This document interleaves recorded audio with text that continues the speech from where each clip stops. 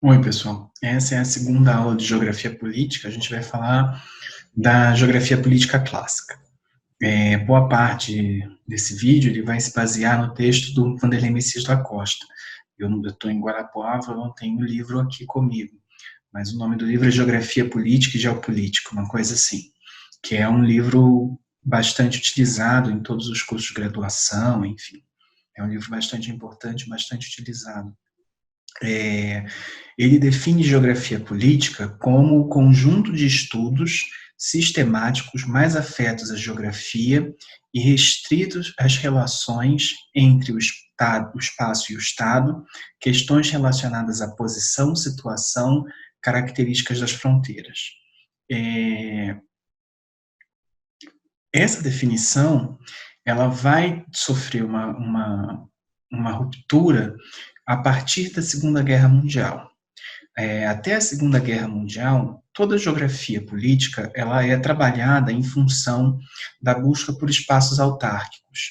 E isso só muda em função da Segunda Guerra Mundial. Então, desde a Antiguidade até a Segunda Guerra Mundial, o foco principal da geografia política é a busca por espaços autárquicos, ou seja, espaços autossuficientes. Tá? Enfim, a geografia política moderna ela vai ser inaugurada com Ratzel, no processo de cientificação da geografia, a gente vai comentar sobre ele, e essa geografia política, ela traz, em geral, uma unidade entre espaço, Estado, entre território, nação e Estado. Tá? Os três, eles fazem, de certa forma, uma totalidade, algo nesse sentido. Tá? A geopolítica é um termo que só vai ser cunhado em 1899, pelo Kellen, e a definição é a seguinte: a formulação de teorias e projetos de ação voltados às relações de poder entre Estados e estratégias de caráter geral para os territórios nacionais e estrangeiros. Então, um primeiro elemento que a gente deve considerar é qual a diferença entre geografia política e geopolítica. Quando eu falo de geografia política, eu falo da espacialização das relações de poder. Quando eu falo da geopolítica, eu me refiro fundamentalmente a ações específicas do Estado, numa perspectiva que atrela o Estado à nação e ao território, tá? Então, a geopolítica ela tem um caráter focado na ação do Estado e na garantia da soberania desse Estado, dos interesses desse Estado-nação. A geopolítica ela é um termo de 1899. Agora, tem um termo bem mais recente, um século depois, que foi cunhado pelo Luttwak, que é geoeconomia. Qual é a definição que ele traz de geoeconomia? Trata da configuração do poder econômico internacional e das interações entre poder econômico e poder político na competição geoestratégica entre as principais potências econômicas internacionais. Abrange tanto a conversão de ativos econômicos e influência política, quanto a mobilização do poder político para atingir objetivos econômicos por meio de instâncias competitivas ou cooperativas. Essa definição ela ocorre um pouquinho mais de um século depois da noção de geopolítica. Obviamente, o mundo mudou bastante nesse século, mas isso é importante para a gente compreender que, enquanto a geoeconomia ela está relacionada a um mundo globalizado, em que há uma preocupação em tornar algumas questões econômicas estratégias de Estado, a geopolítica ela ainda está, ela é cunhada, ela é desenvolvida ainda num período em que há uma busca por espaços autárquicos, ao contrário, radicalmente, da geoeconomia, que ela é um termo cunhado já num período de globalização considerável da economia mundial.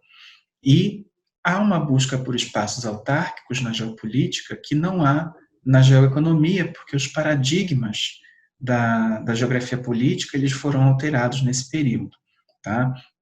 Então, um exemplo prático disso. Se a gente pensar hoje, por exemplo, a China, ela tem... esbarrei na tela. Acontece essas coisas quando o vídeo é gravado de forma mais amadora. Voltando à China. Qual a geopolítica da China? A geopolítica da China, hoje, ela tem uma abrangência, obviamente, global, porque a China se tornou a segunda maior economia do mundo e tende a passar proximamente a americana. A China lançou recentemente a Rota da Seda, a nova Rota da Seda. Então, o que a China tem feito? Ela tem previsto ações de construção de infraestrutura econômica, portos, ferrovias, extração de minérios, enfim, a fim de satisfazer suas necessidades econômicas atuais. E isso isso torna a China uma competidora muito forte globalmente, no intuito de readequar as estruturas logísticas do planeta às suas necessidades. Porque o que aconteceu ao longo do século XX? A economia mundial ela foi ajustada de acordo às necessidades geopolíticas ou geoeconômicas das nações europeias e dos Estados Unidos.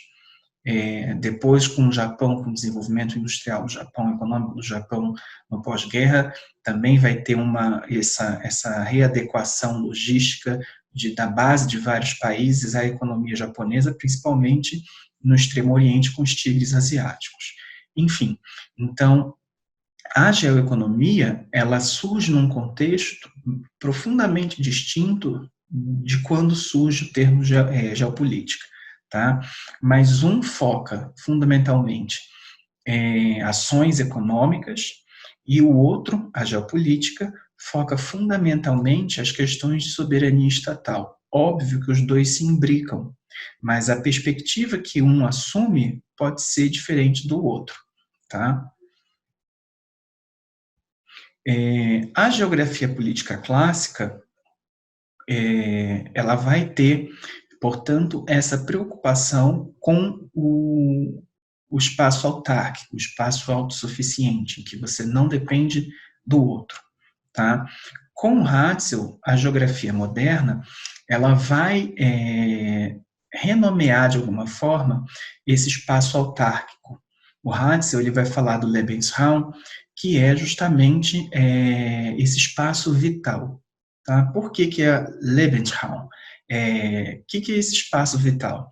É um equipamento tecnológico, é formado pelo equipamento tecnológico, pelo efetivo demográfico, pelos recursos naturais disponíveis. O Hatzel, quando ele escreve, no final do século XIX e início do século XX, eu não lembro a data de morte dele, mas foi bem no começo do século XX, ele escreve num momento em que a Alemanha, há muito pouco tempo, se unificou. Então, e mesmo com todo o desenvolvimento da segunda revolução industrial na Alemanha, a Alemanha não era capaz de produzir seus alimentos, não era autossuficiente em alimentos. A gente vai entender isso mais à frente quando a gente falar do desenvolvimento da escola francesa, da escola alemã, das questões políticas europeias nesse período do final do século, da segunda metade do século XIX e primeira metade do século XX. Então, a Alemanha ela não era autossuficiente em gêneros agrícolas. E isso se reflete na geografia hatzeliana, quando ele desenvolve essa noção de espaço vital, em que são considerados esses três elementos, efetivo demográfico, equipamento tecnológico e os recursos naturais, a fim de satisfazer as necessidades da sua população. Então, isso tem uma relação muito grande. Isso é um exemplo, óbvio, o fato de não ser autossuficiente, mas isso mostra quanto o pensamento hatzeliano, do Lebensraum, ele está associado a essa necessidade de espaços autárquicos. E o que acontece quando o Estado ele não tem esse espaço autárquico? Ele vai se expandir, e vai se expandir à custa dos estados mais fracos, tá? Que é um pensamento evolucionista, inclusive. Na época, o pensamento evolucionista, ele propunha essas etapas, o Estado mais forte a cada etapa se tornando mais forte, mais poderoso, tá? O Hatzel ele afirma que quando a sociedade se organiza para defender o seu território, ela se transforma em Estado. E quando um povo se sedentariza, torna-se imperativa a manutenção de um território, e o desenvolvimento técnico obriga a expansão territorial, sempre à custa de estados menores ou de povos menos desenvolvidos. Então, assim, o pensamento hatzeliano, ele justifica a busca do Estado por esse espaço vital. E isso ocorre em função, às custas, melhor dizendo, dos estados mais fracos. O Hatzel ele vai propor a lei de crescimento geral dos estados. Então, ele vai dizer que, o tamanho do Estado cresce com sua cultura à medida que o vínculo da população com a terra torna-se continuamente mais estreito. Ou seja, o desenvolvimento do Estado ele depende da associação do povo com aquele solo, com aquela terra. Tá? 2. O fortalecimento dos fluxos comerciais. 3. A anexação de membros menores a um aglomerado. 4. As fronteiras são um órgão periférico do Estado, o suporte e a fortificação de seu crescimento. Por exemplo, a Alsácia-Lorena, que foi anexada pela Alemanha na Guerra Franco-Prussiana de 1871, ela é um órgão periférico, ela pode ser facilmente anexada, né, pela Alemanha, porque justamente é esse órgão. É como se você, por exemplo, tivesse o pé. Você pode viver perfeitamente sem seu pé. Se você perder o pé, você vai continuar existindo, continuar vivo. E a fronteira, ela tem essa característica. Tá? Você pode perder o pé que você vai continuar vivo. A França pode perder a Alsácia-Lorena que ela vai continuar existindo, não vai morrer exatamente por isso. Tá? Então, essa disputa territorial entre os estados acaba levando a anexação e perda de territórios em função da força desses estados. 5. Empenho em obter posições politicamente vantajosas, e os primeiros estímulos para esse fim vêm-lhes do exterior, que é um pouco o que aconteceu com a Alemanha e o processo de unificação alemã, tá? Bastante atrelado a isso. Uma vez que foi por conta do estímulo da França que os estados germânicos se unificaram. A próxima, acho que é a 6, se eu não perdi a conta. A tendência geral para anexação e fusão territoriais transmite-se de estado a estado e cresce continuamente de intensidade. Ou seja, quanto mais poderoso o estado, mais fácil para ele é anexar territórios.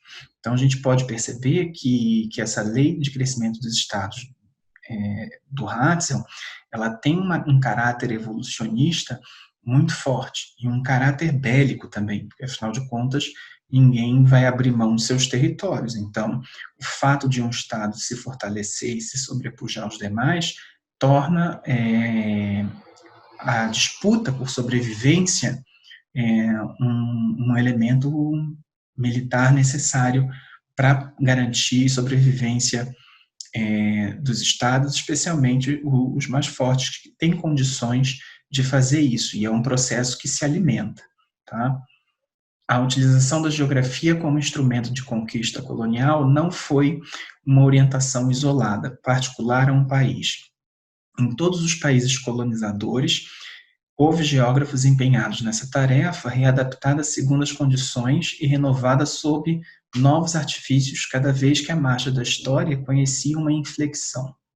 E há certa relação entre a expansão da geografia e a colonização. O ímpeto dado à colonização e o papel nela representado por nossa disciplina teria sido um fator de seu desenvolvimento. Ou seja, à medida em que houve uma preocupação colonial dos estados, principalmente os europeus, em absorver territórios, isso possibilitou, isso favoreceu o próprio conhecimento geográfico do mundo e o próprio desenvolvimento da geografia como ciência, tá? E isso, de certa forma, é algo recorrente na história europeia ao longo do século XX, tá? Desculpa, do século XIX. Essas questões coloniais, elas são bastante importantes porque elas vão ter um impacto sobre todo o planeta. Em alguns países, alguns países, na realidade, eles vão ter esse ímpeto colonizador restrito a áreas muito próximas, áreas contíguas, enquanto, por exemplo, França, Inglaterra, eles vão se dirigir à Ásia, à África, enfim. Exemplos desse movimento colonial, a gente tem, obviamente, o imperialismo, no final do século XIX e no início do século XX.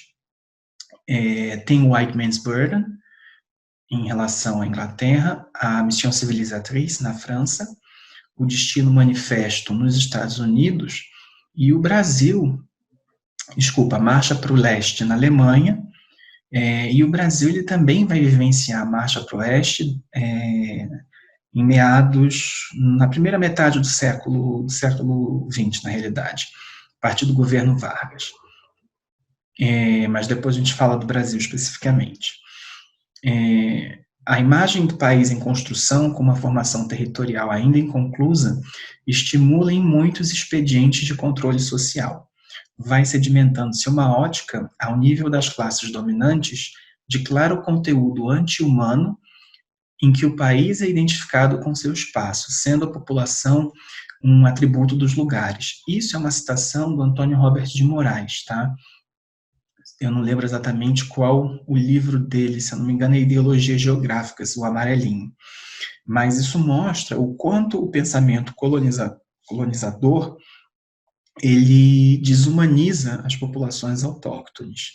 Tá? Isso aconteceu no Brasil desde sempre, e isso vai acontecer nesse movimento colonizador da Europa sobre a África e a Ásia, dos Estados Unidos em relação ao Oeste, e, obviamente, no nosso próprio país, em relação à marcha para o Oeste. Tá? Há uma percepção do outro como inferior, como bárbaro, como incivilizado, e isso é uma coisa que a gente vive até hoje, no 2020, sabe, século XXI. Essa marcha para o Oeste no Brasil, ela vai ocorrer entre as décadas de 30 e 40, e o Tunico ele vai dizer que o sujeito é o atributo de um lugar, e a cidadania, o reconhecimento do outro como igual, é vivenciado de certa forma precária, né? Porque a presença de autoritarismo, de privilégios, enfim. E também há um relacionamento muito forte desse pensamento colonizador com o determinismo geográfico. Então, por exemplo, a Europa, no século XIX, ao avançar para o controle da África, o discurso era um discurso extremamente racista, era um discurso que desumanizava. Se a gente for pensar, por exemplo, nas barbaridades que ocorreram no Congo, o primeiro genocídio do século XX, que foi perpetrado pelos alemães na Namíbia, onde hoje é a Namíbia, enfim, todas essas questões coloniais, elas são muito fortes e elas têm consequências até hoje em boa parte dos países do mundo, tá? Inclusive no nosso país. O território, com suas características físicas intrínsecas, será avaliado em suas potencialidades de penetração, organização e domínio como recurso geral para a política estatal, que é uma percepção do território fundamentalmente geopolítica, tá? Então, essa potencialidade, ela acarreta a naturalização dos conceitos, sendo o Estado organismo vivo. E aí, com isso, você pode classificar esse estado em continental, marítimo ou insular, ademais de instrumentos teóricos como espaço vital, território arquipélago, ou de ideologias como a Ilha Brasil. A Ilha Brasil era a ideia de que havia necessidade de construir o território brasileiro em função de fronteiras que fossem naturais. A gente vai falar mais à frente do conceito de fronteira. Mas isso era uma ideia de que bastante recorrente na geografia política clássica, dessa naturalização de fronteiras, e isso está presente, por exemplo, na conformação das fronteiras do Brasil. A capacidade que os Estados demonstram em construir sua unidade nacional interna do ponto de vista da organização política do território é transformada em poder de Estado a fim de projetá-lo na sua política externa. Ou seja, quanto mais o Estado for capaz de estabelecer um discurso único, mais forte, mais fácil é o controle desse Estado, controle do território por esse Estado. Tá? Então, conseguir essa organização política nacional, ela é fundamental para que isso se torne um recurso de poder em relação aos outros Estados, e a fim de projetar isso em sua política externa. Tá? Então, por exemplo, naquele exemplo que eu dei da China, contemporaneamente, da nova Rota para a Seda, essa capacidade de organizar politicamente o território a fim de garantir a realização dos seus interesses é fundamental. E aí a gente vê os estados fazerem isso às custas de suas minorias, de suas populações originárias, enfim. Mas isso não deixa de ser um mecanismo de poder bem relevante no trato com os outros países. E a geografia política clássica também, ela, como eu já tinha dito, ela busca por espaços autárquicos, autossuficientes, ela se baseia no realismo político.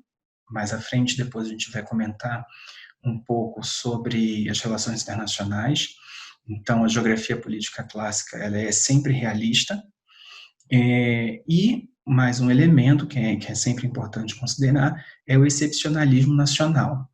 Tá? Toda visão da geografia política clássica, ela traz uma perspectiva nacionalista ou própria de determinado povo, de determinada cultura.